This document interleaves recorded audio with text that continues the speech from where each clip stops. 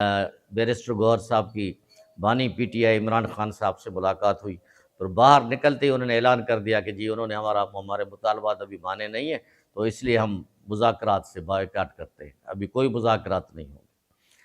آنن فانن جو یہ خبر پورے ملک میں پھیل گئی، پوری دنیا میں پھیل گئی، لیکن لوگوں نے یہ پھر سوچنا شروع کر دیا کہ یہ کس قسم کا مذاق ہے۔ یعنی ابھی آپ نے کبھی کہتے تھے کہ ہم حکومت سے تو مذاکرات کا سوال ہی پیدا نہیں ہوتا، جو حکومت چلاتے ہیں یعنی اسٹیبلشمنٹ، ہم ان سے مذاکرات کریں گے، تو انہوں سے بھی آپ نے مذاکرات کر کے دیکھ لیا، لیکن اس کے بعد بھی پھر آپ حکومت کے ساتھ مذاکرات پہ راضی ہو گئے، راضی بھی آپ نے خود راضی ہوئے، اس کے بعد بائیکاٹ بھی آپ خود ہی کر رہے ہیں۔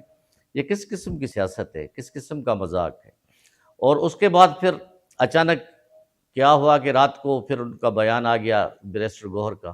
کہ ہم مذاکرات دوبارہ کرنے کے لیے غور کر رہے ہیں۔ یعنی ان میں بھی آپس میں بھی کوئی ایک یکجہتی